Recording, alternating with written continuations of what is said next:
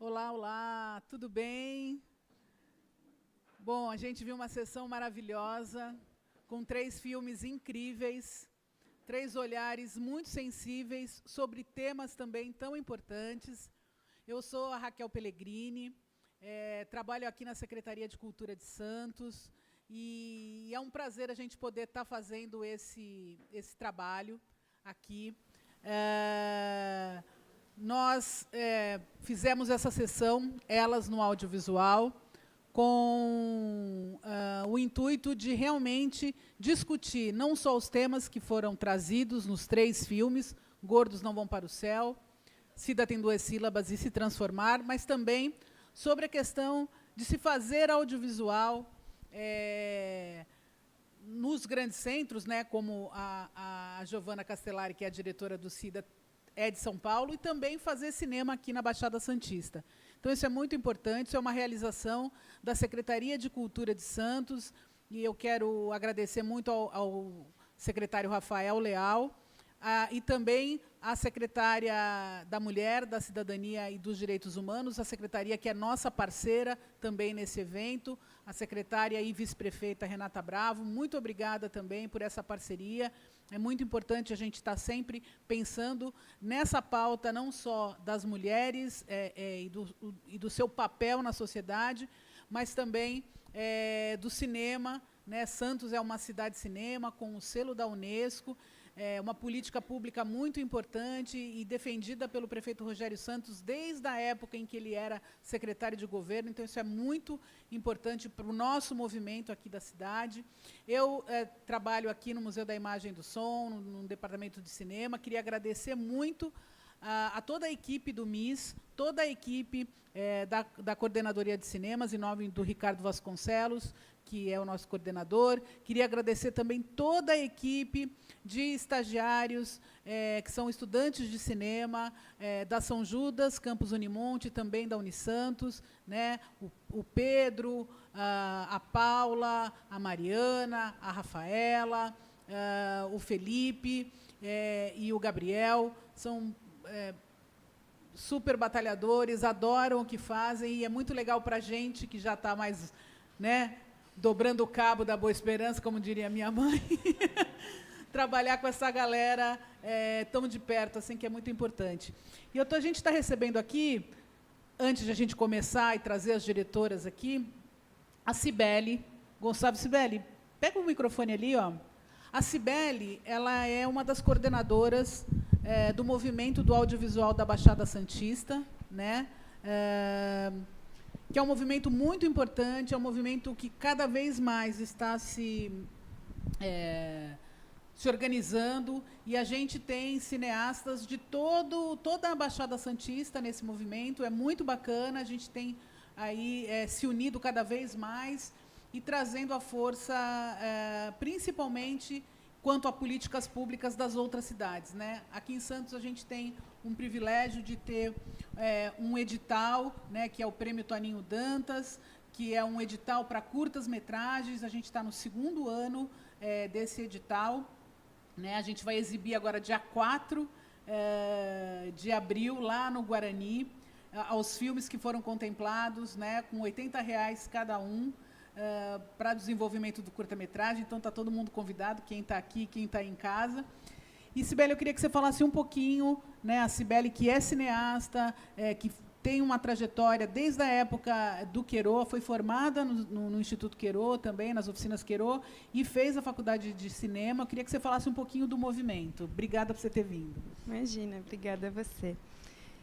Bom, como a Raquel falou, eu tenho essa trajetória, começou na adolescência, e o movimento audiovisual da Baixada Santista é justamente para a gente se unir e buscar formas de políticas públicas, não só aqui na cidade de Santos, como para a Baixada. Então, a gente tem esse movimento de se mobilizar, de entrar em contato, de estar em ação, em ativa, para que os realizadores venham se fortalecer, falar o que falta em suas cidades, o que pode ser aprimorado.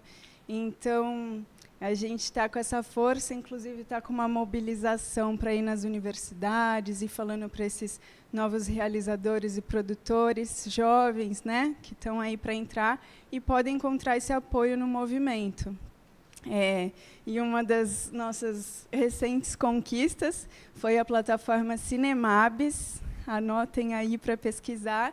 É a nossa Netflix Caiçara, totalmente gratuita. A gente conseguiu com o apoio da prefeitura, da secretaria, da vereadora, enfim. E a gente conseguiu abrir esse canal para ver os filmes de realizadores da Baixada Santista e, assim, abrir o acesso para verem a qualidade da produção da Baixada, sabe? É aberto para todo mundo. Então, divulguem, acessem, conheçam o trabalho dos realizadores daqui. E acho que é isso. Então, vale lembrar que, assim, na pandemia, a gente se uniu. O MAB já existia antes da pandemia, mas na pandemia a gente se uniu cada vez mais. A gente começa com as mostras online e depois a gente, quando, né, tudo voltou, a gente vai para as mostras oficiais, num evento que teve a primeira, que foi a presencial, num evento da Unesco, que foi muito bacana. E o ano passado a gente lançou a plataforma. Acessem www.cinemabs.com.br. São 25 filmes que estão lá. Os filmes que vocês assistiram hoje, o Gordos Não Vão para o Céu e Se Transformar, estão lá também. E aí, agora, em agosto, a gente vai conseguir subir mais filmes, né? E o legal é que a gente consegue remunerar também os filmes, né? O filme que entra lá ganha uma remuneração simbólica, mas está lá também contribuindo na cadeia, né? Cibele, então, obrigada pela tua participação. Acho que é super importante a gente ter também, né, as mulheres na frente, na coordenação, e isso é uma conquista também, né? Sim, a gente tem essa agenda MABS, tem a Semana MABS também, a mostra que já vai acontecer em agosto. Então, acompanhem as nossas redes e o MABS está aberto para todos os produtores, inclusive as mulheres. Sejam fortes e pertencentes, que o mercado é nosso também. Muito bom. Bom, queria te agradecer muito. A gente aqui vai ter que fazer uma troca de lugares, porque a gente tem as câmeras aqui muito...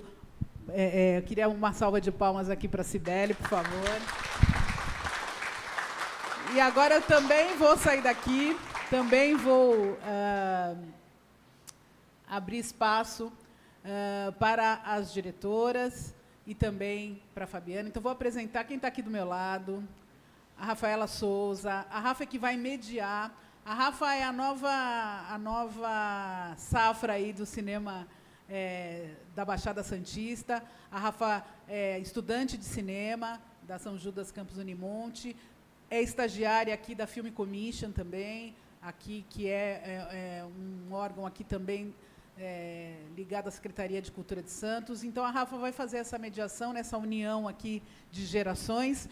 E eu vou chamar agora, também para fazer parte desse bate-papo, para sentar aqui na ponta, a Fabiana Oliveira, que é da Secretaria da Mulher, da Cidadania e dos Direitos Humanos, que vai também fazer um bate-papo com a gente, uma secretaria parceira. Fabi, por favor, pode sentar aqui.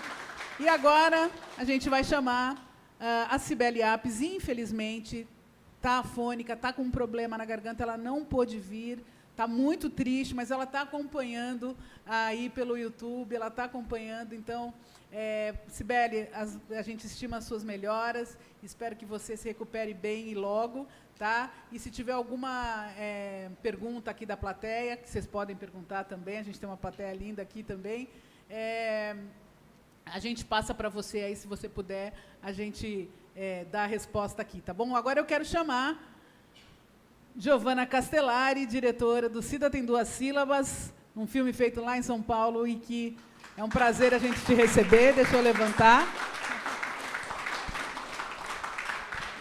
E também Mariana Mussi, diretora do Gordos Não Vão para o Céu, por favor. Bom, vou passar a palavra agora para Rafaela. Rafa, a palavra é sua. Olá, pessoal, tudo bom? Eu sou a Rafa, para quem não me conhece. Estudo na São Judas, com a maioria de vocês, inclusive. Como a Raquel falou, eu sou estagiária aqui do MIS e também da Santos Film Commission, que é um órgão aqui da prefeitura que acolhe produções tanto de fora quanto de Santos mesmo. Então, sempre que vocês quiserem gravar na rua ou em algum espaço público, chamem a gente ajuda, a gente acolhe, tá bom? Estou aqui com as duas diretoras, como a Raquel falou, a Cibele não pôde vir. E aí eu queria, primeiro de tudo, que vocês se apresentassem, da forma que vocês preferirem, falar de outros trabalhos que vocês fizeram, formação, enfim, o que vocês acharem relevante aí. Bom, meu nome é Mariana Mussi, eu sou cineasta e design gráfico, e algumas outras profissões também. Eu comecei no cinema em 2017, né, num laboratório de cinema, e dali eu comecei a fazer produções, né, nanocurtas, né, e um curta, e dali eu me formei em produção multimídia, e no primeiro ano eu fiz o meu primeiro documentário, assim, oficial. Eu já tinha participado de um, mas não como diretora e roteirista. Aí eu fiz o meu primeiro, e aí depois dele, como TCC-TFC, eu fiz o Gordos Não Vão para o Céu. Pode falar, Giovana, por favor. Ou, não, pode falar você. Vamos trocar. Só para falar aqui, eu estou com o celular na mão, até porque tem o pessoal assistindo pelo YouTube e pelo Facebook. Então, quem está assistindo pode mandar perguntas, pode interagir, porque a ideia é essa. Por isso que o celular está na mão, tá? Não sou mal educada a esse ponto.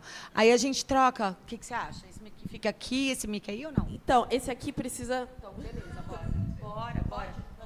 Pronto, fechou. A gente... Oi, duplinha. gente, meu nome é Giovana, eu tenho 24 anos, acabei de me formar na faculdade e, enfim, eu estou tendo... desculpa, eu estou meio nervosa, né? Esse é meu segundo curta-metragem, eu fiz os dois pela faculdade, esse foi meu trabalho de conclusão de curso. E o outro eu fiz no 5º semestre, também é uma ficção. A gente gravou em estúdio, inclusive construímos tudo em estúdio. E é a história de um porteiro que recebe uma encomenda e fica fascinado pela encomenda. E, enfim, eu entrei na faculdade achando que eu ia ser produtora. Eu sempre gostei muito de organização, eu sempre gostei muito de controle, de fazer a coisa andar para frente. E nunca me vi muito como uma pessoa criativa. Eu tinha meio esse bloqueio, essa distância. E aí, um grande amigo meu, que inclusive fez os 2 filmes comigo, ele foi o fotógrafo, falou para mim, a gente estava perto lá de começar a pandemia, então o mundo parou, ele falou, Gi, eu acho que você tem que tentar escrever alguma coisa, e você tem que tentar fazer. Só tenta. Você está na faculdade, agora é o momento de errar. E aí eu falei, por que eu acho que eu não sou criativa? E vou tentar. E aí eu dirigi uma vez e me apaixonei, é muito legal criar um mundo e contar histórias e quebrar a cabeça para como você vai contar aquela história, porque contar histórias é muito difícil, né? E é meio essa a minha trajetória. Muito obrigada, Giovana. Se você quiser se apresentar também, por favor. Bom, eu acho que a gente iniciou ali, eu sou a Fabiana Oliveira, pode chamar de Fabi. Eu sou da Secretaria da Mulher, da Cidadania e dos Direitos Humanos, que está encabeçando esse mês de março toda a programação da cidade de Santos para a mulher. Então, a Secretaria ela organizou esse calendário, que são diversas ações desde o dia 1º de março até 31, que é Páscoa esse ano, né, um pouquinho antes. Então, todo dia a gente tem uma atividade em diversas áreas, esporte, cultura, saúde, empreendedorismo. E aí essa ação faz parte do calendário, mas assim, todas as ações, sem exceção, com um tema específico, que é a potência do feminino. Então, que é o que a gente já começou a fazer a partir do momento do primeiro minuto do filme ali, porque os 3 filmes falam muito sobre a potência do feminino, né? Eu acho que é unânime. E aí a gente vai dar continuidade aí e, assim, faço um convite a vocês, www.santos.sp.gov.br/mês da mulher. Lá está o calendário oficial, organizado pela Secretaria da Mulher, que, como a Raquel disse, secretária que também é vice-prefeita, e uma mulher, secretária Renata Bravo, ela capitaneia aí, enfim, A equipe está toda montada esse mês em cima dessas ações. E faço o convite para vocês entrarem no calendário, que tem muita ação ainda até o final do mês. Tá bom? E quem está assistindo aí, Facebook e YouTube, pode mandar a mensagem que a gente traz vocês para perto junto. Isso mesmo, obrigada, Giovana. Eu também estou nervosa. Outra coisa que eu esqueci de falar, se vocês quiserem perguntar ou fazer algum comentário, levantem as mãos, que a gente libera aí para vocês perguntarem, tá bom? Uma pergunta que eu queria fazer é como que vocês fazem, e assim, uma dica também para quem quer entrar nesse meio, principalmente para as mulheres, num meio que é tão masculino como é o audiovisual. É um meio tão... E abro essa pergunta para você também, porque eu sei que também no meio que você atua também é um meio muito masculino. E aí eu queria saber de vocês, principalmente na área da direção, né, que foi a área que vocês colaboraram aí com os projetos de vocês. Bom, a minha dica é se infiltrar. Cara de pau, tá? Assim, e insistir, sabe? Mesmo que não deem voz para a gente, né, insista. Eu mesma, eu tenho 40 anos, né, eu desisti de 2 faculdades por conta da gordofobia, do que vocês puderam ver no documentário. Então, é uma luta, né? Eu consegui meu primeiro emprego, já queria dizer para vocês agora, tá? E, finalmente, ainda não é na minha área de cinema, né? Eu sou videomaker, editora na Unisanta, mas já é, né, um grande avanço. Mas foi aquilo, né? De insistir, de ser matéria em vários jornais, televisão. Então, eu acho que o principal é você... Não, assim, é meio clichê, né? Meio básico dizer, mas não desistir, né? Não desistir dos editais, né? Não desistir dos estudos, porque cinema não é só o curso, não é só a faculdade, não é só essa formação. Você vai ter que estudar tudo, sabe? Desde psicologia, ao jornalismo, todas as artes. Desde criança, com a minha mãe, eu comecei a assistir óperas. Com 8 anos, eu fiz uma redação na escola do Kurosawa. Então, o cinema sempre esteve próximo de mim, e com o meu pai, que era maestro, então a música sempre presente também na minha casa, e, principalmente, ter contato com pessoas, né? Eu acho que a extensão da faculdade é você conhecer histórias, é você conhecer vidas, é você ouvir o seu amigo, é você ouvir os problemas, né? Ter empatia, ter esse olhar, porque é disso que nascem as histórias, né? Esse é o nosso exercício do imaginário, sair, viajar, sabe? Adentrar todas as culturas, mesmo que você não tenha uma ligação específica, né? Por exemplo, eu gosto de rock. Não vai ver como é que é o pagode, vai ver como é que é o gospel, sabe? Com todo mundo a gente tem um aprendizado, e com tudo ali a gente tem uma história e uma vivência também, né? E eu acho que como diria minha professora, repertório, né? A gente tem que ter repertório. Então, eu acho que o principal para o cinema é esse. Eu sei que no nosso país é difícil, né? Ainda uns tempos atrás da pandemia foi mais ainda. Então, a gente está nesse novo recomeço.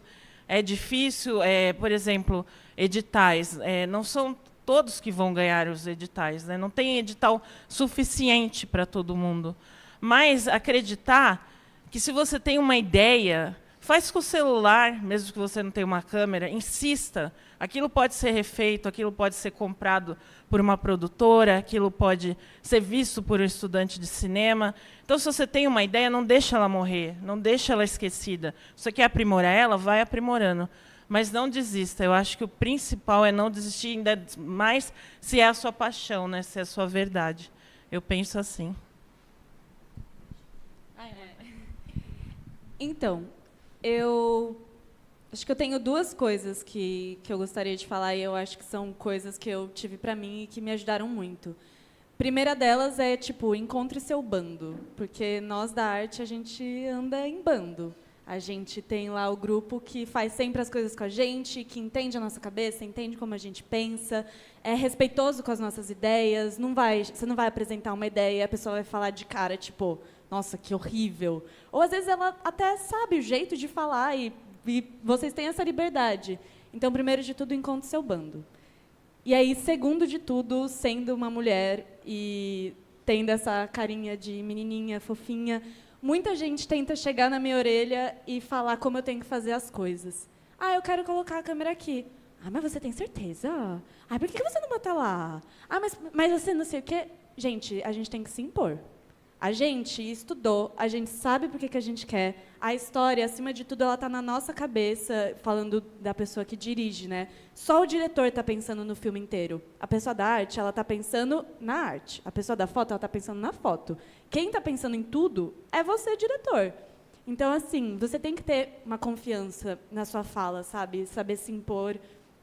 E não deixar as pessoas entrarem na sua cabeça. Eu acho que quando a gente dirige, principalmente assim, dirigir pela primeira vez, pelas primeiras vezes, né, até eu fiz 2 filmes, se eu for fazer o terceiro, eu vou ficar nervosa de novo. Mas é aquele negócio do finja até ser verdade, sabe? E é isso, as pessoas gostam de falar, todo mundo quer ter uma opinião sobre o melhor jeito. E a gente tem que se impor, a gente tem que mostrar que a gente sabe sim o que a gente está fazendo. E não é porque a gente é mulher, bonitinha, quietinha, ai, que a gente é frágil, a gente, sei lá, não sabe o que a gente está fazendo. Não, a gente sabe, a gente pensou, a gente se preparou. Então, se impor. Tá batendo a jornalista aqui, tá?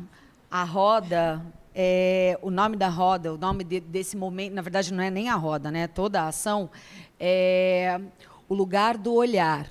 Elas no audiovisual. Aí eu vou jogar uma pergunta, tá? Uma provocação. O olhar feminino tem alguma diferença do olhar masculino? E se sim, qual é o lugar hoje do olhar feminino no audiovisual? Bom, o olhar feminino agora no audiovisual a gente tem como referência o Oscar, né? Não é só o Oscar, mas é a premiação, né, mais popular mundial. A gente viu até que o filme Barbie não foi indicado, né? Então dali a gente vê, é só você contar, né, quantas diretoras já venceram, quantas diretoras já foram indicadas, atrizes também, né? Agora na questão gorda, né, eu fiquei muito feliz de ter uma atriz esse ano que venceu, já que o ano passado, né, foi o Fat Suit, né, que é colocar pessoas magras para interpretar pessoas gordas, né, que isso é totalmente errado, não abre espaço, né, para as pessoas gordas pela representatividade. Então, eu acho que o olhar feminino é diferente, né? O olhar feminino é mais empático, inclusive com coisas que não são vivências da própria pessoa, né? A gente vê nos filmes que as mulheres, elas colocam as outras mulheres, né, em pauta, né? E seja diferente da vivência dela, sabe? Ela não é uma mulher gorda, mas ela está ali, sabe, apoiando. Então a gente vê essa sororidade, né, no cinema, nos filmes e na arte. E eu acho que é muito disso. Se a gente quer se ver em tela, nós temos que ajudar umas às outras. Eu falo por mim mesma, a gente tem sim resistência masculina, como ela bem pontuou ali. É sempre um olhar masculino. Não, mas faz isso aqui, você não entende, sabe? Isso eu estou vivenciando muito no dia a dia agora no meu trabalho, sabe? Assim, nunca me vem como a videomaker, a editora. Sempre me vem como mãe de aluna, não, você é enfermeira, você não sei o que lá. E é sempre aquela dica, aquela insegurança quando eu vou filmar, sabe? E eu me sinto até, às vezes, uma criança, sabe? Assim, sendo vigiada, sendo olhada, né? E não tem aquela coisa da gente estudou, como você falou também. Então, eu acho que parte muito de nós mulheres, né? Aqui, como hoje a gente está tendo essa roda de conversa aqui, essa exibição.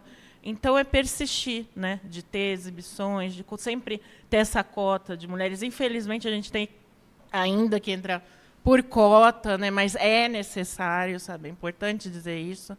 E que não seja mais, seja uma frequência, né? E seja uma constância. E que a gente...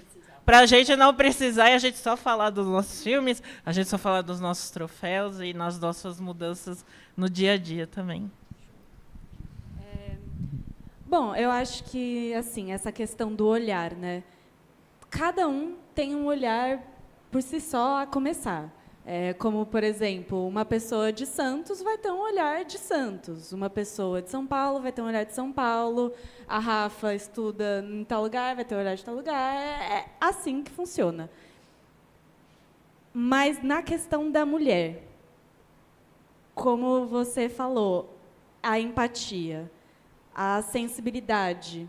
Eu acho que, enfim, não gosto de falar que tal coisa é de homem, tal coisa é de mulher. Nem é essa questão. Não é que homens não podem ser sensíveis. Super existe sensibilidade masculina. Mas, no geral, nós mulheres somos ensinadas, somos colocadas de um jeito na vida. Eu acho que até nesse filme, o Cida, eu trabalhei um pouco essa questão do cuidado, né? A mulher, ela nasce já tendo que cuidar. Tem que cuidar do irmão, tem que cuidar do filho, tem que cuidar do marido, tem que cuidar dos pais. Então, enfim, às vezes males que vêm para o bem, talvez de tanto isso, de que botam na nossa cabeça que não acho que tem que ser uma realidade, não acho que a mulher foi feita para cuidar, pelo amor de Deus, somos todos seres humanos apenas vivendo a vida. Mas, às vezes, não há explicação, essa sensibilidade. Por que ela vem, como ela vem? Mas existe, né? Mas você sente essa diferença no olhar? Você sente? Sinto. E acho que falando sobre construção cinematográfica, assim, quando a gente vê um filme dirigido por um homem, às vezes é muito claro que aquilo foi dirigido para um homem. Até críticas construtivas para homens, de repente, uma questão é aprofundar os papéis femininos no seu filme. Acho que todo mundo que está aqui já viu pelo menos um filme que tem uma personagem mulher, e essa personagem mulher só serve para ser a namorada do cara e ser bonita. E, sabe, a gente não é isso, a gente é muito mais. Tem dia que a gente está feia, tem dia que a gente está de mau humor, que a gente não quer dar risada, que a gente não tem que rir sempre, e ser gentil sempre, e ser adorável sempre. Não, nós somos seres humanos tal qual os homens. E do seu filme mesmo, você disse sobre uma mulher levantar a outra, que é na história do seu filme, né?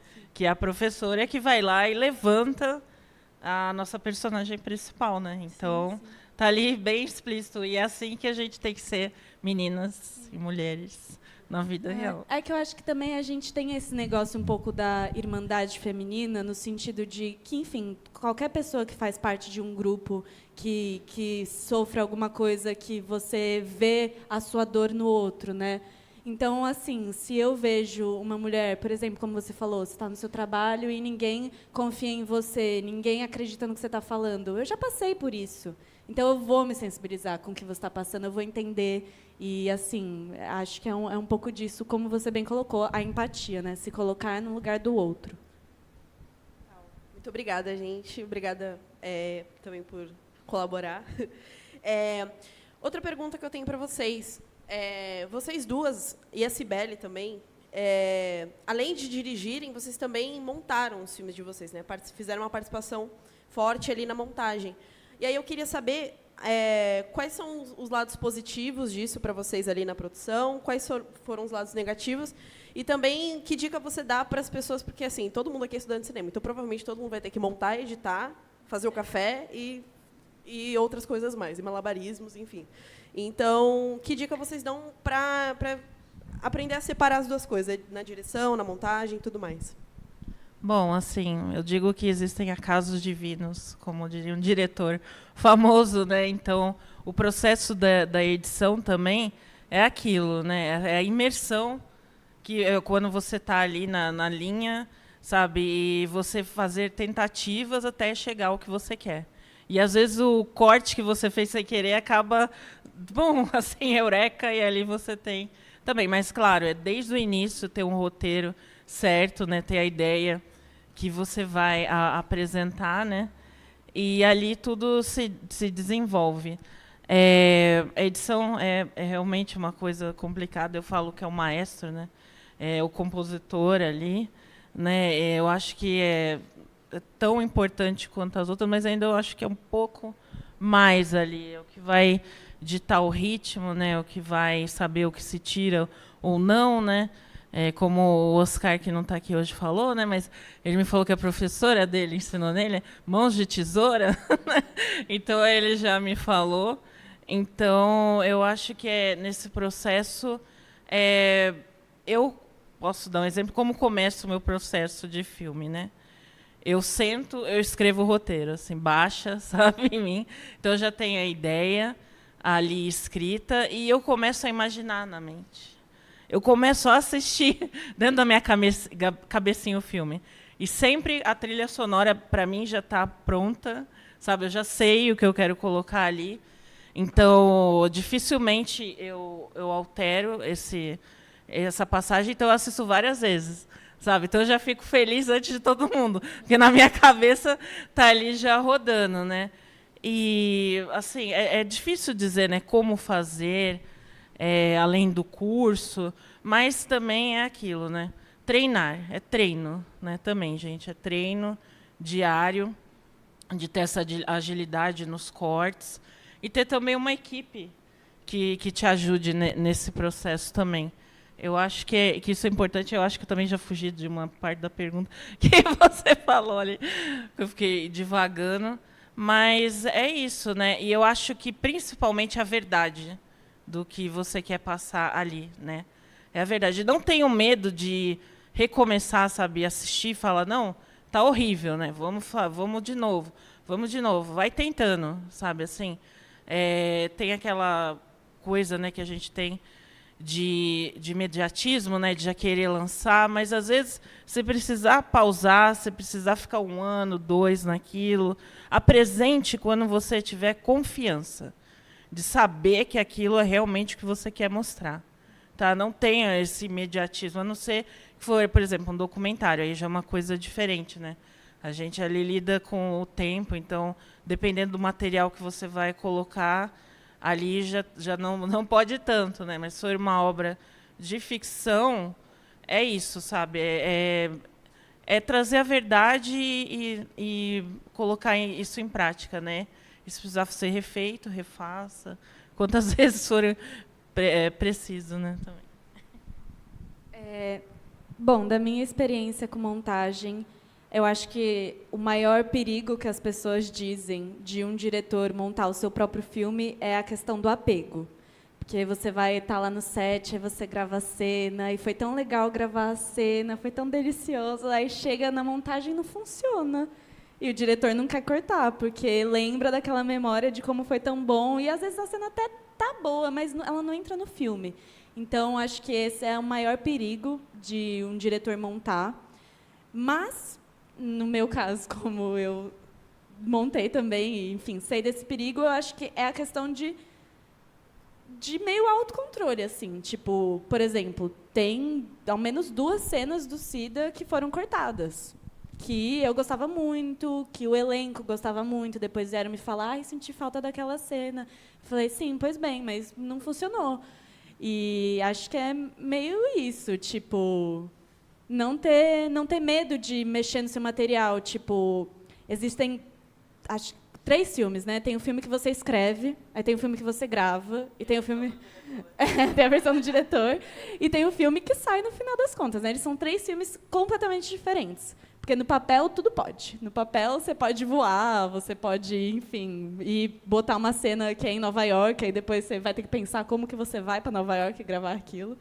Aí a gravação é quando realmente fica real e você tem que produzir aquilo, fazer aquilo acontecer, ficar viável.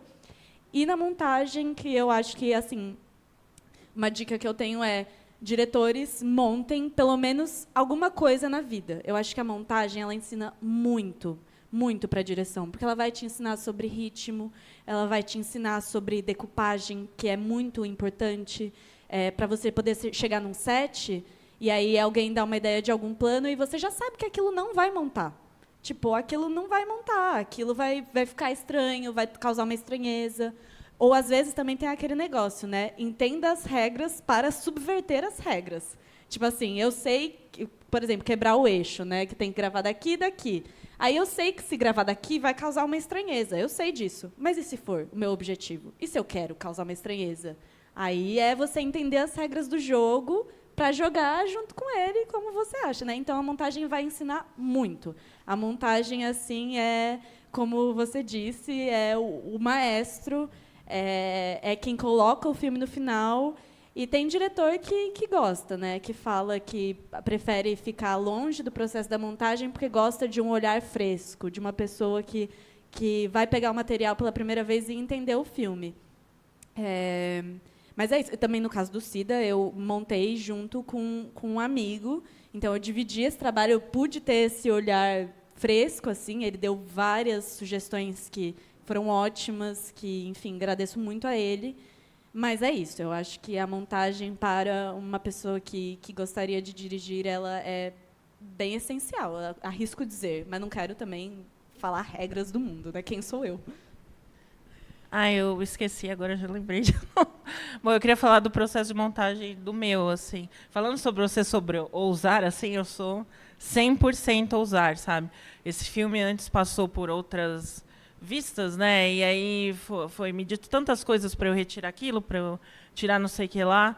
E eu não, porque era aquilo que eu gostaria de passar, né? Principalmente vocês viram aquela colagem que tem várias vozes ao fundo, aquilo foi ideia minha, porque eu venho da arte conceitual, então aquilo é uma característica minha, assim, sabe? É assim, a Mariana 100%, e eu falei, tem que entrar, porque essa é a minha arte, da onde eu comecei, né?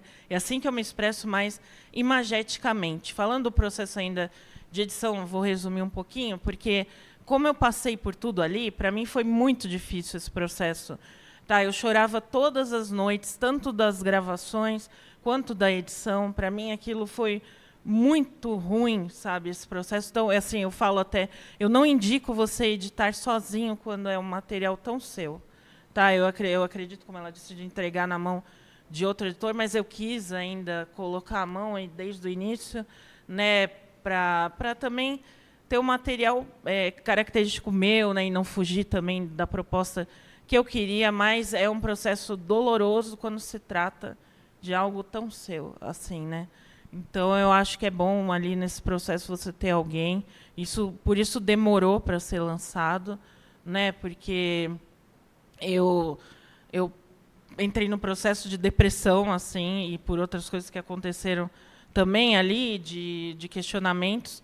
Então, eu acho que é sempre bom, além de você ter uma rede de apoio, se você vai fazer um material tão autoral, também você ter outras pessoas ali para te ajudar na edição e até entregar, assim, sabe? Às vezes, você tem que não querer ser aquela pessoa que faz tudo. Sabe, sou diretor, sou isso, aquilo. Sabe? E assim, além de você abrir portas para outras pessoas, ainda você ter esses parceiros, né, na produção do filme, você também vai ganhar muito, né? Vai te acrescentar bastante.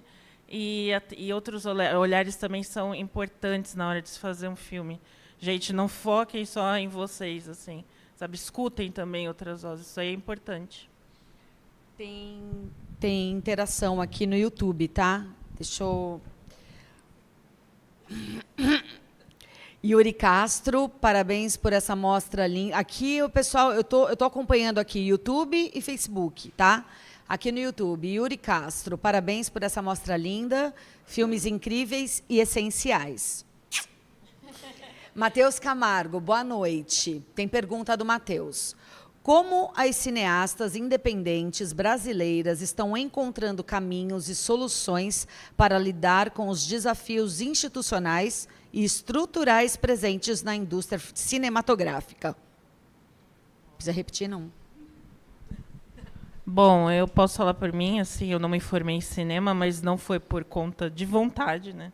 Foi por conta de financeiro mesmo.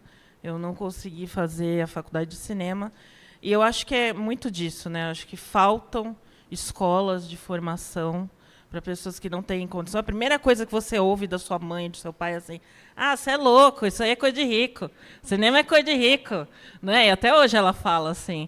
E eu posso dizer por mim que até hoje eu não fiz nenhum material patrocinado. Esse filme que eu fiz aí foi totalmente do meu dinheiro que eu me endividei. Hoje estou com dívidas por causa dele, mas a arte é muito maior para mim, então não importa, sabe? Eu estou ali na batalha, então, assim, tem os editais, como eu falei, não é para todo mundo, mas até hoje eu não fiz nada com verba externa, né? Mas pretendo também, a gente tem que ter auxílio. E, principalmente, nesse material, assim, a gente... não conseguiu uma verba de patrocínio também. A gente teve essa resistência de pessoas que não quiseram por causa do tema, sabe? Assim, vai pegar mal para mim, desde músicos até outras pessoas, né? E aí foi uma fase muito difícil até da gente quase desistir de lançar mesmo, né? Porque a gente não encontrava esse apoio, mas sempre tem, né, pessoas assim, anjos na nossa vida, né? Como eu estou lá no filme, e que ajudaram. Então, é aquilo, é guerrilha, sabe? Como eu falei, volto, assim, sei que tem a câmera, tem todo o processo, mas se você não tem condições, né, pede emprestado por amigo, vai indo, assim, não desista e continue levantando a voz, que a gente precisa, assim, de mais incentivos de escolas, e de governos e de iniciativas também, né? De investimento também, de suporte, de se emprestar câmera, não só para estudantes, mas quem tem a vontade também e que não teve condições de fazer a formação, né? Cinema é política pública também, né? Se a gente for analisar o que o cinema consegue, enquanto política pública, consegue alcançar e chegar, não tem limite, né? Bom, então, como eu estava falando até com a Fabi um pouco antes da nossa sessão começar, é que cinema no Brasil, acho que até no mundo, assim, é uma coisa elitista. Isso é uma realidade que a gente vive, não é a realidade ideal, então a gente tem que lutar por mudanças, bem como a Fabi disse, é uma política pública, então também a gente está envolvido no pensamento político do nosso fazer laboral de cinema.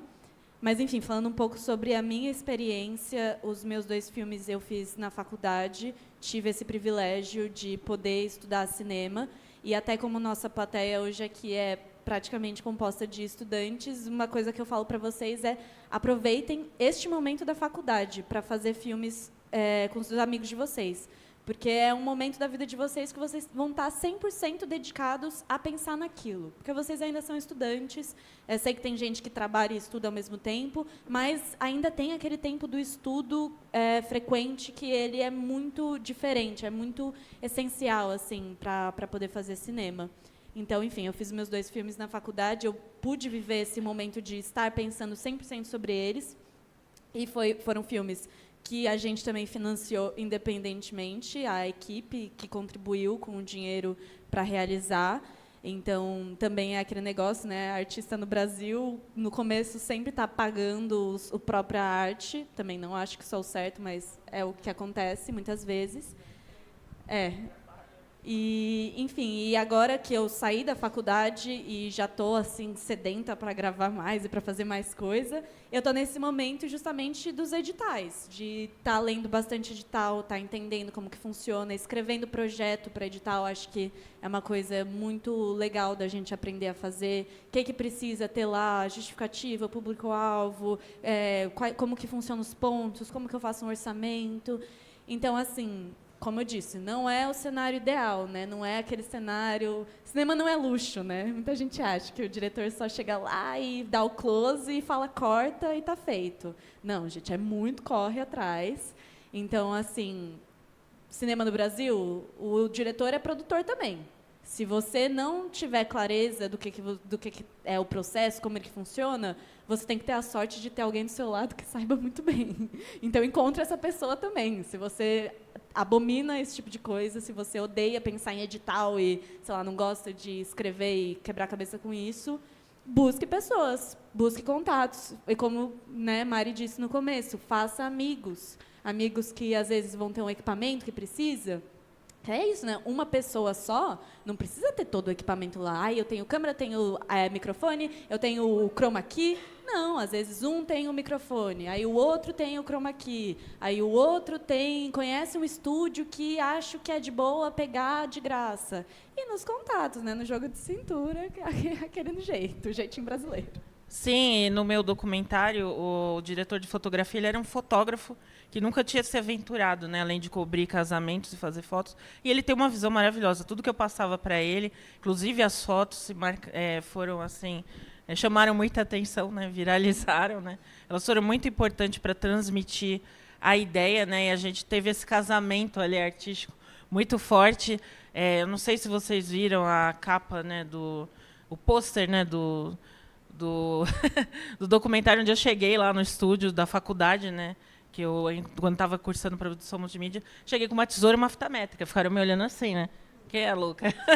E eu falei assim, vem cá, Antônio, que é o fotógrafo, vamos, ó, vou ficar aqui, vou fazer... Então, e dali foi um processo de mulheres gordas começarem a usar fita métrica em fotos, a Thaís Carla também no videoclipe dela. Então, ali teve a importância da arte ali, né? Da fotografia como arte para se expressar, e as meninas também começaram a se expressar, além de serem influencers, né? Entender o papel da arte, da gente transmitir através da foto, de um vídeo, né? As nossas emoções e o que a gente quer passar também. E só por fim, uma última coisa sobre esse assunto ainda, é que eu acho que a restrição, ela às vezes ajuda no nosso processo artístico. Então, sei lá, por exemplo, eu não tenho uma locação, eu só tenho a minha casa. Pô, então pensa numa história na sua casa, sabe? E abrir nosso olhar. E cinema não precisa ser superprodução, não precisa ter 10 atores e um terraço e um hospital e cachoeira. Tipo, não, gente. A verdade é a vontade, e é isso. E uma boa história para contar. É isso. Histórias boas acontecem em todos os lugares o tempo inteiro. A gente só tem que estar com a anteninha ligada procurando. Muito legal, obrigada. Antes de eu fazer a próxima pergunta, eu queria complementar a resposta para a pergunta do Matheus. É Matheus? Não lembro. Matheus Camargo. Isso. Falando sobre políticas públicas, que você também pontuou essa questão de que cinema é uma coisa muito cara de se fazer, e não só de se fazer, mas de ter contato, né? Porque, por exemplo, você pode fazer um curso de cinema, mas você não tem um computador bom para editar, você não tem enfim, um recurso. Aqui em Santos vai abrir uma escola pública de cinema. Aqui em Santos já está começando as obras lá na região do Mercado Municipal. Então, a inauguração dele está prevista para esse ano, então é uma coisa super legal, vai abrir muitas portas. Enfim, vai ter um estúdio lá, então vai ser uma coisa muito, muito bacana aí para todos os realizadores, né? Enfim, para fomentar isso, porque tem artistas incríveis que vivem em condições que às vezes a gente nunca vai conhecer eles, porque eles não chegaram aos nossos olhos, né? Então, a escola de cinema é um sonho, né, aqui para Santos. Eu posso dizer que eu tive um pouquinho de envolvimento, né, porque eu sou conselheira de cultura do setor de audiovisual e multimeios, apesar de não poder estar sempre presente, né, agora está a Thais, agora sim para me ajudar, né, mas eu dei muitas sugestões, né, do que poderia ser implementado ali. Então, para mim é uma felicidade, né, de poder ver todas as pessoas, né, que fazem arte aqui em Santos de verdade, poder adentrar como professores, né, e as pessoas vão ser beneficiadas com isso, né? A nossa cidade é tão artística, não só o selo da Unesco, né? Mas assim é uma alegria imensa, e eu vou estar lá, eu já digo que eu vou estar lá. Tem muita gente boa nessa cidade, né? No audiovisual, tipo, que borbulha. Sim, muito bom. Vou acabar pontuando uma coisa que você falou sobre a questão das limitações e tudo mais, porque eu acho que uma dificuldade que muita gente tem é de ter uma ideia e como que eu vou tirá-la do papel com tantas limitações assim. Então, primeiro de tudo, eu queria saber da onde que veio a inspiração para os projetos que vocês realizaram, né? Por que vocês decidiram essa história e não outra? E como que vocês fizeram para tirá-la do papel com uma fita métrica, uma tesoura e um sonho? boa essa, sim. Bom, assim, como você pontuou, né, a poesia sempre se fez presente na Mariana. Eu gosto mais, assim, a minha bagagem é de arte conceitual e poesia. Foi dali que surgiu, né, assim, a verdade. E para ser sincero com vocês, eu nunca quis fazer documentário. É um choque. Aí já estou no terceiro já. Mas eu sempre quis fazer filmes de ficção, né? O documentário nunca foi algo que eu quis. Ainda mais sobre gordofobia, né? Eu vou falar assim, eu tenho outros dois que eu participei, né? Não como diretora, e tenho o primeiro, mas eu vou focar nesse aqui que a gente assistiu. Assim, eu não queria fazer porque eu sei que ia exigir muita verba, né, e muitos corres para se fazer. Foi um projeto, eu fiz o laboratório de cinema do SESC, né, para começar a fazer roteiro antes de me formar em produção multimídia, e levei lá a ideia do documentário O Peso do Preconceito, né, inicialmente tinha esse título. E aí eu cheguei lá e o meu tutor ali, que é um cineasta, falou assim, esquece esse documentário. Porque, a princípio, a minha ideia era fazer um doc-drama, que ia combinar, né, uma dramatização de algumas partes da minha vida com trechos de depoimentos, né, e a realidade tanto triste da pessoa gorda como também as vitórias, né, que a gente tem nessa área. Aí ele falou, não, faça um filme de ficção e faça a sua história. E naquela época eu estava passando um processo, né, do meu primeiro pseudo-relacionamento, que eu falo assim, né, que eu acreditei que era, mas não era. Então, dali surgiu a ideia de fazer esse filme, que ainda eu quero fazer, né, que eu acho que ele é muito mais complexo em apresentar a gordofobia, né, mas aí chegou no segundo ano da faculdade, a gente tinha que fazer, né, o TCC, TFC, até a Jéssica está aqui, a lindíssima Jéssica, que fez parte também da produção do documentário. E aí, ainda ela não estava presente nessa etapa, né, eram 2 parceiros homens, tá, magros e héteros ali, mas foram eles que me apoiaram. E eles falaram, vamos tentar o documentário. Aí eu falei, mas vocês estão loucos? A gente não vai conseguir, a gente tem pouco tempo ainda, dentro ainda da pandemia, ninguém tinha tomado a vacina ainda, mas eles falaram, não, vamos fazer. Eu falei, tá bom, ó, vamos fazer uma experiência, vamos ver se a gente consegue quem vai ajudar a gente, porque o curso de produção multimídia, ele tem vídeo, ele tem roteiro, mas ali está formando design gráfico, então nem todo mundo ali, a maioria não queria fazer, então não tinha câmera, não tinha envolvimento com vídeo, estava fazendo ali por conta de ser uma matéria.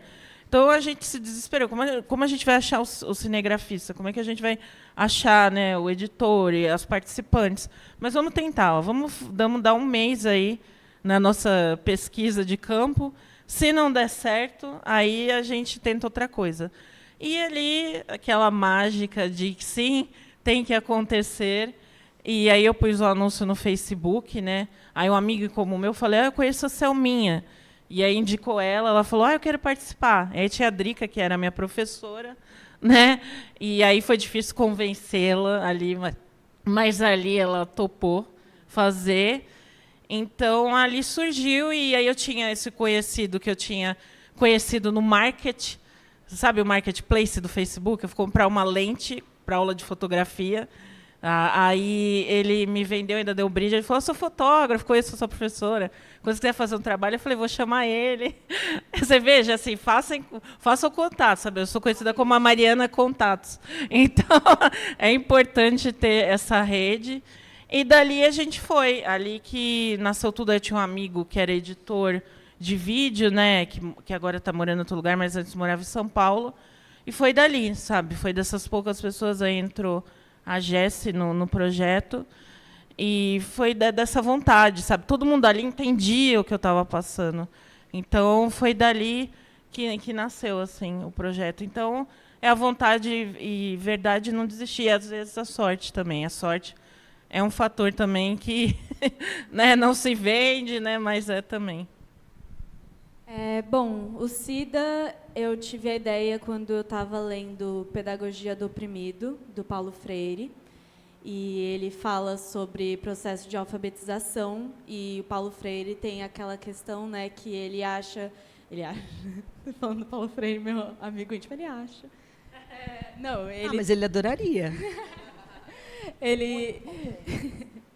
Ele fala que você alfabetizar uma pessoa não é só ensinar ela a repetir uma palavra e a fazer um processo de repetição.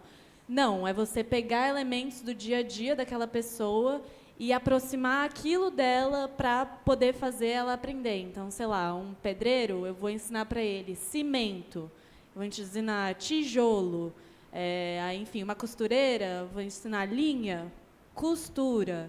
E aí ele, enfim, tem aquele método dele maravilhoso que mudou a vida de milhões de pessoas. E aí eu li esse livro e me pegou muito, e aí eu comecei a pensar sobre esse fator da alfabetização no Brasil, que, enfim, a gente está numa bolha, né, que a gente de pessoas privilegiadas a maior parte do tempo, e a gente não vê essas pessoas que estão invisíveis na nossa sociedade, né? Elas não têm nem voz para poder estar em muitos lugares, por exemplo, na internet, para poder se comunicar. Quantas coisas no dia a dia a gente faz porque a gente sabe ler, pegar um ônibus, achar uma sala, uma placa.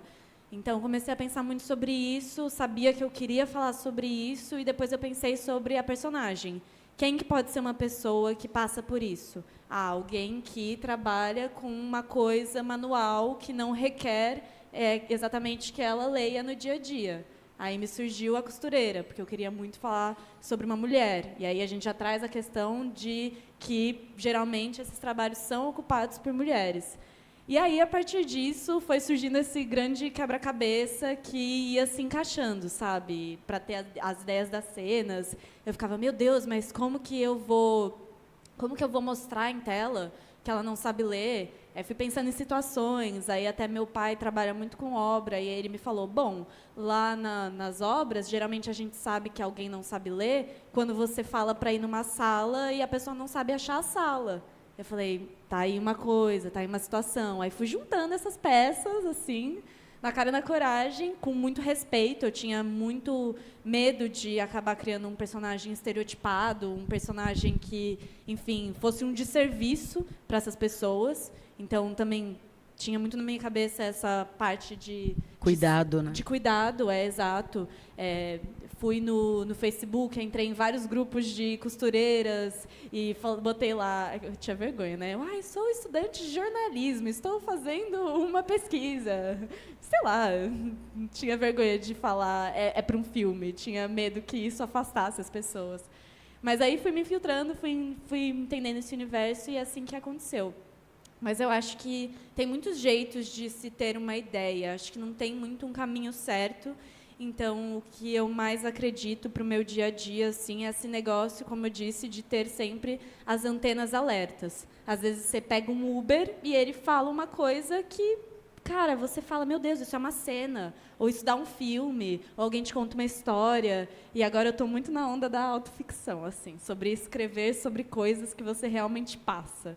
Que é um perigo, né? Que se você está se expondo, e às vezes você está expondo pessoas da sua vida, mas muitos autores já fizeram isso ao longo da vida deles. Entendeu? Tipo, muitas pessoas fazem isso. Acho que as coisas, às vezes, encontram a gente na vida, né? Tipo, se a gente ficar atento, a gente vai vendo sinais nas coisas. Então, sei lá, a partir do momento que eu comecei a pensar sobre autoficção, todo livro que eu lia, em algum momento, tinha um personagem que era escritor e ele começava a escrever sobre algo da vida dele. E aí eu, caramba, as pessoas fazem isso, né?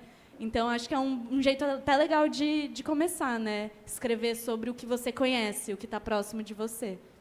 Acho que tem vários jeitos. YouTube. Vamos lá. Janete Gaburo, parabéns, sucesso. Tiago Costa ou Taigo? Aqui está Taigo Costa. Parabéns pela bela iniciativa, Mulheres Potentes, e parabéns pela transmissão, está top. Aí, Raquel Pellegrini, Ricardo Vasconcelos e turma toda da Secult, está top. Ana Cláudia Castellari. Ai, a família sempre presente demais, né, gente? É uma força. Boa noite. Vocês já têm projeto de algum longa-metragem? Este projeto é bem amparado no Brasil para cineastas iniciantes? Posso? Claro. Vou falar, porque recebi o meu ponto eletrônico. Mentira.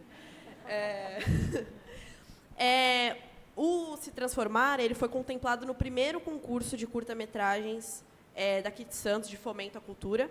E aí a gente já vai ter o terceiro. E aí, no terceiro, vai ter um edital para longas-metragens também. Olha aí. Então, quem quiser se inscrever, tanto para curta-metragem quanto para longa. Vocês viram que o Se Transformar é um filme lindo, muito bem executado. Infelizmente, a Cibele realmente não está aqui para falar, mas... e foi um fomento aí da Secretaria de Cultura daqui de Santos para realizar. E é muito louco pensar que, se não tivesse essa verba, se não tivesse esse auxílio, talvez seria outro filme, eu não teria esse filme, né? Então, quantas histórias incríveis a gente deixa de conhecer por falta de fomento, e é muito bom saber que a gente tem uma secretaria que dá esse auxílio, né? Oi? Ah, sim. Para responder essa pergunta, só registrando aqui Facebook, Leandro Olímpio, Rosane Paulo, ela estava aqui, não estava? Rosane Paulo e a Cibele. A Cibele acho que está com a gente. Bom, o meu documentário, ele nasceu de um longa, né? Na verdade, se vocês perceberam, tem uns cortes ali que quem tem o olhar esperto vai falar, olha, essa passagem aí tá faltando coisa. Então, ele era, na verdade, um longa, né? E a gente queria realmente lançá-lo enquanto longa. Porém, para a gente se inscrever em editais, né, é muito mais fácil, né? A gente tem até 20 minutos como material indie de guerrilha, né? Então, eu tenho, sim, a ideia de fazer na verdade, uma série, né, contando sobre gordofobia e cada capítulo ser como um longa, né? Ser aqueles capítulos longos que aí vai tratar de cada assunto. Eu já registrei, né? Saúde, e aí assim, relacionamentos, tudo que ali eu pontuo ali, família, só que uma coisa mais abalizada. Voltando até porque que eu fiz esse documentário, porque não tem nenhum, né? Absurdo a gente não ter nenhum documentário que vai abordar somente a gordofobia no Brasil e assim um registro até de estudo, né? A gente não tem. E foi por isso que eu fui fazer, né? Eu nunca vou ser capaz de colocar tudo que eu gostaria, né? E tudo do jeito que as pessoas gordas merecem, mas eu falei, eu vou tentar, né? Pelo menos com o material que eu tenho. Então, a ideia é fazer esse daí. Eu tenho meus curtas de ficção também para fazer, né? Eu tenho vários que eu quero fazer, que são outros temas também, né? E, como ela falou, é maravilhoso, né? A gente pescando a cada esquina uma história, né? Eu vou anotando por tópicos, assim, uma dica, assim. Pego o bloco de notas lá, e aí tá todo ele, assim, ideia de filme, ideia de foto, ideia de...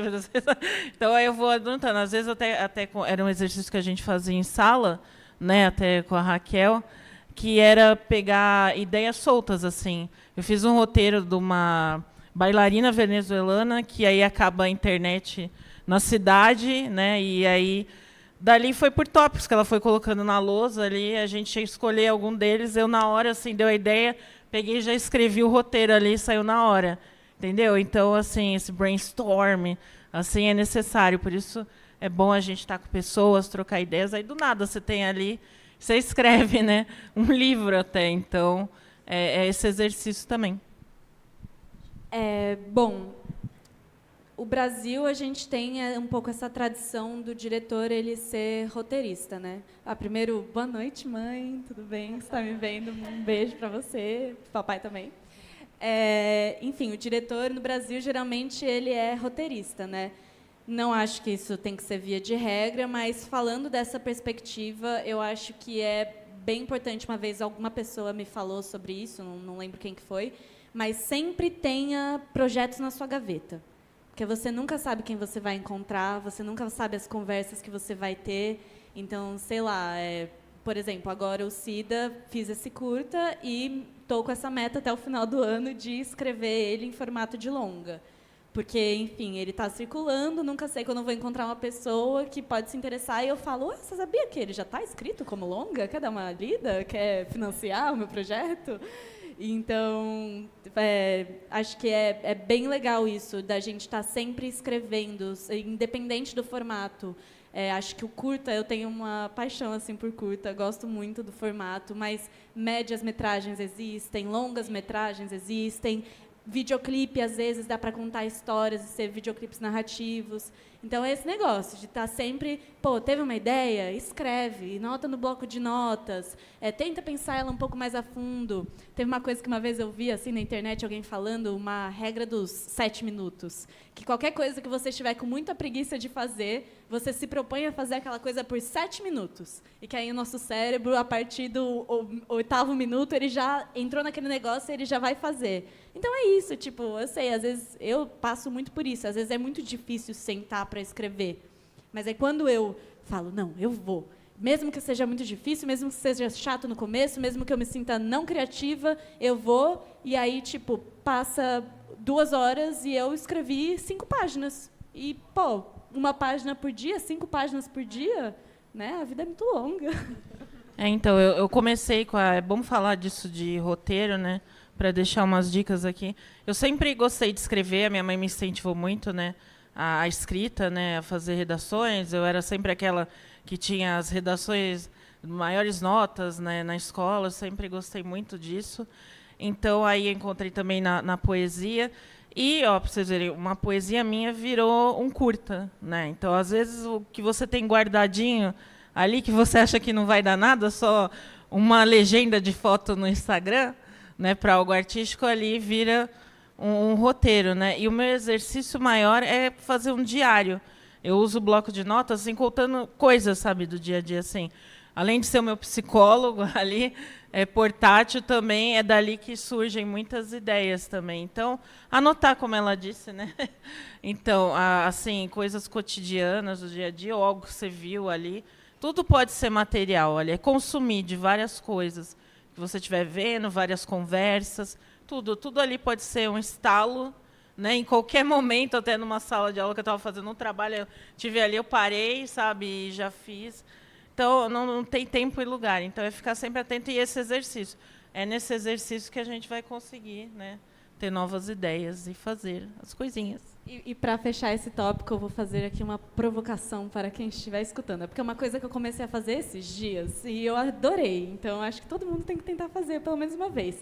Que é o negócio da escrita livre. Que você senta e você escreve qualquer coisa que vem na sua cabeça sem pensar em ponto, parágrafo, travessão e nada. Só escreve. Tipo, associação livre 100%. E depois lê aquilo. Às vezes é bem psicanalítico até. É bem legal. Bom, obrigada pela dica, obrigada pela contribuição. Só fazer um ponto em cima do que elas falaram. Eu assisti recentemente, assim, dentro da música, uma entrevista do Djavan, citando, tem muito a ver com esse lance do bloco de notas, ele citando, década de 60, 70, ele falava que ele gravava, ele vinham em sites, ele gravava em fita tal, e deixava lá. Então, ele tinha caixas e caixas de fitas na casa dele, os filhos ali. Um belo dia, ele estava fora do Brasil, enfim, numa ligação com a filha ligou para ele e falou assim, pai, acabei de escutar um negócio aqui, cara, muito lindo. Ele 10 anos depois do que ele tinha feito, né? O quê? Você vai jogar isso fora? Você tem que retomar isso. Era Oceano. E aí, cara, ele escreveu Oceano, só que ele lançou 10 anos depois, porque a filha acabou descobrindo ali e falou, cara, mas isso é muito lindo. Deixa eu escutar de novo. Coloca aí. E aí, enfim, nem lembro, enfim. E aí ele falou, e eu pensei, tem tudo a ver isso com o bloco de notas. Não é não? Ai, eu sou suspeita para falar. E é muito doido também, agora só realmente para finalizar, mas é que, enfim, estou gostando de compartilhar coisas. Esses dias, meu namorado me mandou um Reels, que era um cara contando uma história falando sobre o que diferencia as pessoas que geralmente são vistas como criativas pelas pessoas ao redor dela. É o QI dela? É o que realmente diferencia uma pessoa criativa? E aí esse cara falou que fizeram um estudo e que descobriram que a criatividade ela está na capacidade de saber brincar.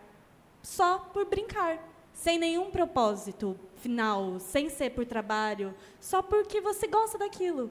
Então, por exemplo, o Djavan, você falou, né, que ele tinha caixas e caixas.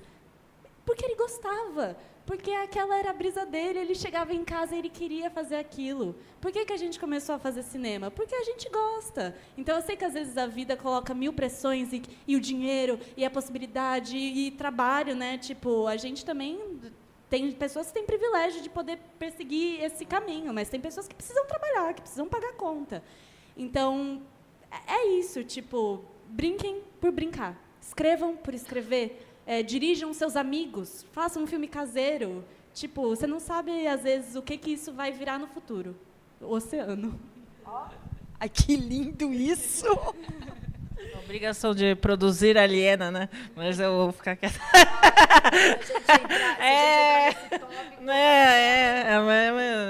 Então, mas é sobre isso mesmo, né? Essa vontade de brincar, né? Não pensar, sabe? Nossa, eu vou ganhar rios de dinheiro. Não faça. Se for por isso, já pare por aí, né? faça pelo amor, pela vontade de ver em tela ali aquilo que você produziu. Mesmo você, como ela falou, vai mostrar para os amigos, sabe? Ali, sabe? Não tem nada mais mágico, né? Depois a gente finalizar e ver, caramba, estou movida, é o nosso filho aqui. Né? E aí, quando as pessoas assistem e elas gostam e aquilo mexe com vidas, né? Se é algum tema de representatividade, a pessoa se emociona, se sente parte. Também, se não é, faz sonhar, né? Por algum motivo. Então, essa é a margem. E essa é a pira, né? Muito obrigada, gente, pela colaboração. A gente está partindo para os minutos finais aqui. E aí, antes de terminar, primeiro eu queria reforçar o que a Cibele Gonçalves falou, que dois dos filmes que passaram hoje, que é o Se Transformar e o Gordos Não Vão para o Céu, estão no Cinemabs. É só procurar ali na internet, Cinemabs. É tipo uma Netflix caiçara mesmo, com filmes regionais. Então, e também, para quem é do Letterboxd, o Cida... tá no Letterboxd e o Se Transformar também. Aí eu não sei, eu acho que eu não cheguei a achar, mas não sei. Mas aí para quem e aí quiser avaliar lá, avaliem com uma nota alta a nota que merece, né? Não pode, eu não vou deixar. Mas é isso. E aí, para finalizar, eu queria saber se alguém da plateia tem alguma pergunta. Se alguém quer fazer, você pode vir aqui, por favor? Ah, sim. Pode, claro. Seu nome? Maíra, você é de Santos. Maíra de Santos, como foi a preparação dos atores? Bom, que eu gosto muito de fazer com o elenco? Como eu escrevi o Cida, assim, as coisas elas são escritas por um motivo. As cenas elas existem por um motivo. E elas têm subtextos, elas têm... É isso. O cinema que eu gosto de fazer, ele é esse cinema que... Porque não é uma regra, né? Tem pessoas que fazem filmes antidramas, por exemplo, que eles não têm super conflitos, nada disso, e acontece igual. Mas o cinema que eu gosto é esse cinema dramático, que tem uma progressão de cenas, tem um arco dramático, o personagem começa de um jeito, acaba de outro. Então, as cenas escritas, elas têm um propósito para estar ali, e, enfim, coisas específicas das cenas. E aí o que eu fazia era que eu prezei por pegar atores que eu confiasse muito e que eu admirasse também. Então, fiz questão, assim, fui bem chata com questão de casting, fui bem atrás de pessoas que eu falasse assim, essa pessoa, ela banca muito, pessoas que sabiam mais do que eu, acho que isso também foi muito importante para eu aprender com elas, atores mais velhos, mais experientes. E aí eu fazia muito isso de sentar com eles com o roteiro e explicar. Tipo, o que essa cena fala? Sei lá, tipo, a Cida entrando na sala para assinar o contrato, né? Ela entra nervosa. Por que ela entra nervosa? Ela não sabe por que ele chamou ela para lá. Tipo, vai que ele vai demitir ela. Então, ela está primeiro nervosa. Mas depois ela descobre, só para assinar uma coisa. Então ela fica mais de boa. E aí ele começa a falar, e aí ela já pensa na neta. Então, ir explicando, assim, claro... não tem muita regra, cada coisa funciona de uma coisa. Tem muita pessoa que fala, não fale essas palavras para o ator não gosta que use essas palavras. Eu não acredito nisso, eu acho que precisa ter um elenco que confia em você e que você confia neles e que o diálogo é transparente, sem muito, sabe, falar, pisar em ovos. Tipo, não, às vezes o negócio é falar assim, não gostei disso, vamos outra coisa? E, mas eu não sei o que é que eu quero. Vamos tentar outra coisa. Tipo, só ser sincero. Então, a gente não teve muito uma questão assim de preparação. Foi mais um estudo do roteiro, uma explicação do motivo pelo qual as coisas estavam lá. E, depois, no set, esse diálogo transparente de, tipo... às vezes, eu não sabia o que dizer e eu falava, olha, eu não sei, vamos pensar juntos? E aí, eles me ajudavam, porque eles foram incríveis e foi muito bom. Bom, dirigir atores é o que eu mais gosto, assim, dentro da direção. Eu já fiz algumas vezes, né? E até eles falam para mim que eu incorporo, sabe, o diretor ali. Eu gosto muito desse processo.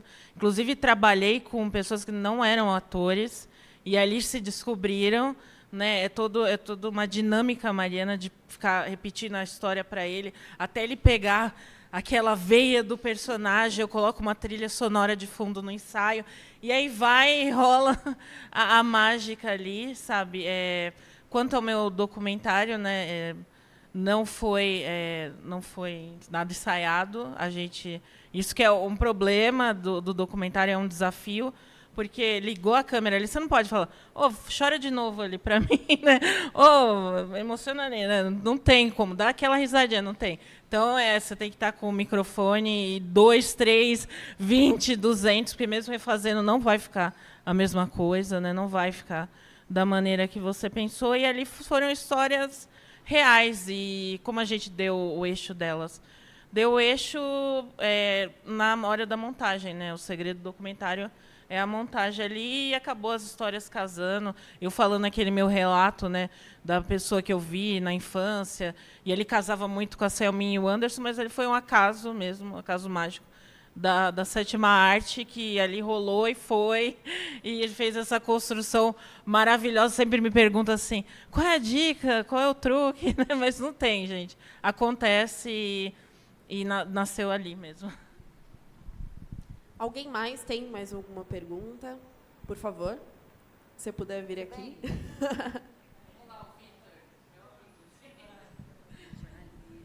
Marmela. É uma pergunta, acho que um pouco de cunho íntimo, porque uma das coisas maravilhosas da arte é a gente poder se rever na obra. Sempre tem alguma coisa naquilo que a gente vê, um quadro, uma escultura, um filme. De alguma maneira a gente se conecta com aquilo. Eu sei que com a Mari foi um trabalho para lá de íntimo e de pessoal. E perguntar para vocês duas também, incluindo a Giovana, quando vocês viram esse trabalho pronto, o que vocês... de que maneira vocês se identificaram com o produto pronto ali? Aonde que vocês se reviram ali? E qual foi a sensação que vocês tiveram com isso? Vamos falar que o Vitor participou do documentário, tá? Além da assessoria, ele contribuiu bastante para o documentário existir. Aqui também a minha amiga ali, Aninha, tá ali, Ana Paula. Também uma das protagonistas que não entrou na versão final, porque, como eu falei para vocês, era um longa, né? Infelizmente ela não entrou, mas temos a intenção de que vai ter essa série e ela entrará, assim. Depois que eu vi o resultado final, é a prática, né? De ver quantas pessoas gordas se identificaram. A prática foi que eu consegui aqui com a vereadora Thelma, o dia da luta contra a gordofobia, mostrando e apresentando o projeto do documentário, que era uma realidade que ela, né, não sabia ali, apesar de ter sido já uma mulher gorda, né? Ela ficou impactada com aquilo. Então a gente teve essa vitória aqui na cidade de Santos, né?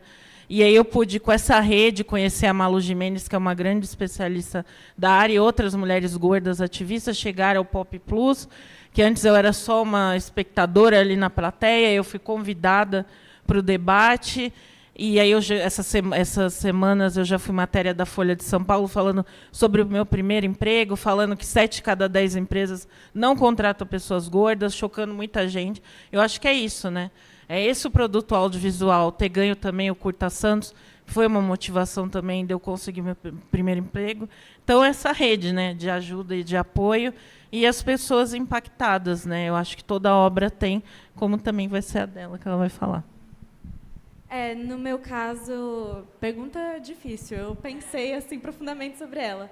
Mas acho que, no meu caso, eu consigo ver uma versão de mim de quando eu realizei aquele filme. Assim, enfim, eu era estudante naquela época de ocupação, mas continuo estudando na vida ainda, né? O estudo ele nunca para.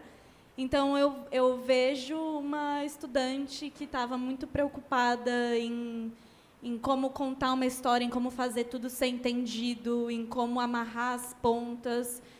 Muita preocupação assim de roteiro, quebrei a cabeça muitas vezes com esse filme.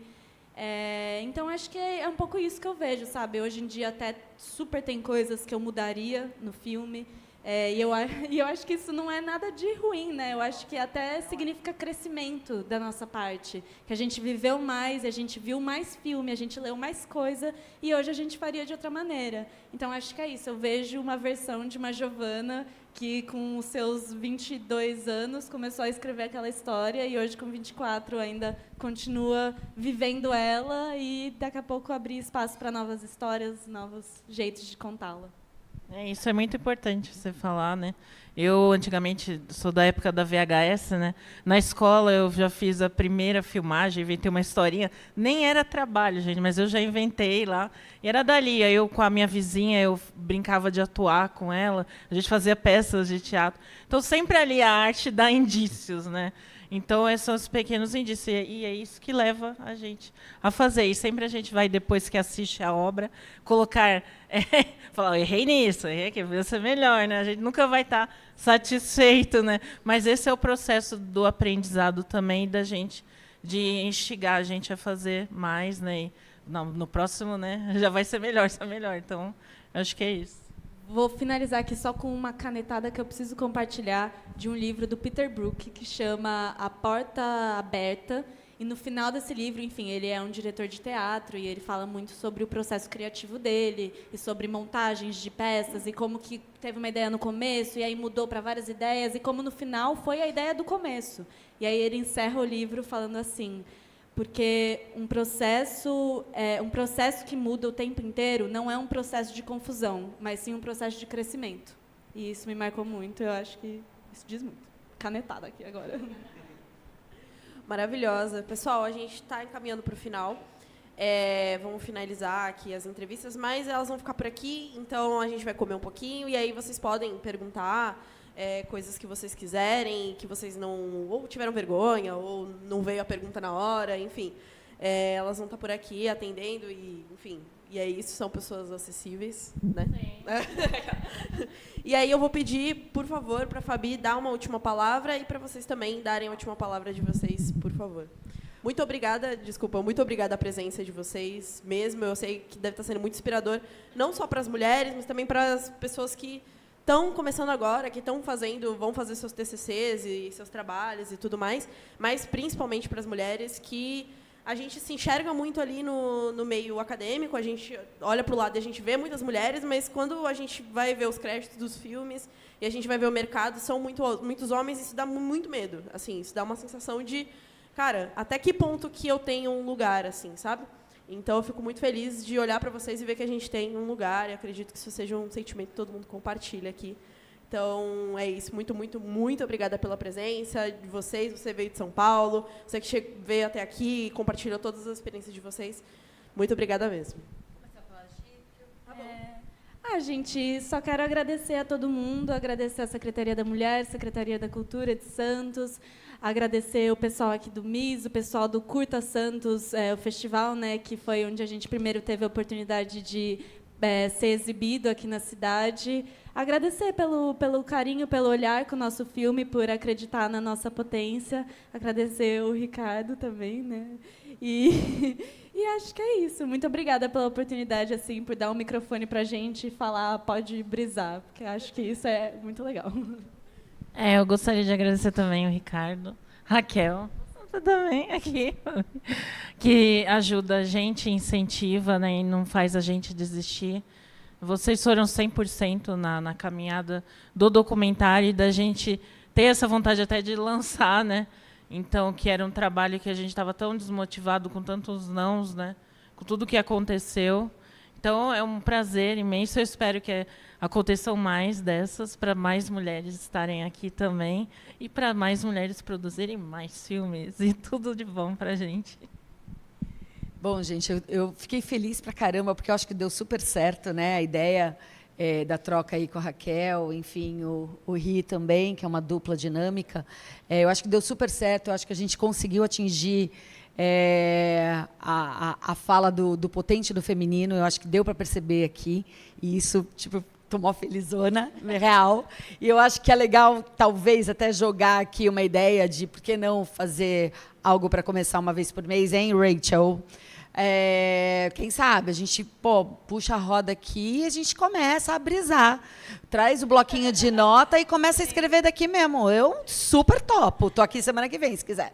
Então, assim, agradecer cada um que está aqui, continua com a gente. Pessoal, tem uma galera aqui falando, então o pessoal que está aí no YouTube e no Facebook também, obrigada por estar aqui. Agradecer, claro, a Secretaria da Mulher, da Cidadania e Direitos Humanos e a Secretaria da Cultura, que proporcionaram a gente estar aqui hoje. E deixar de novo para vocês que estão em casa, vocês que estão aqui, entrem no calendário, ainda tem muita atividade legal até o final do mês de março, e que esse março aconteça em abril, em maio, em junho, em julho, e que siga, até não precisar mais termos tantos levantes de ações para reforçar o potente do feminino. Porque, desculpa, gente, mas assim, a gente é foda.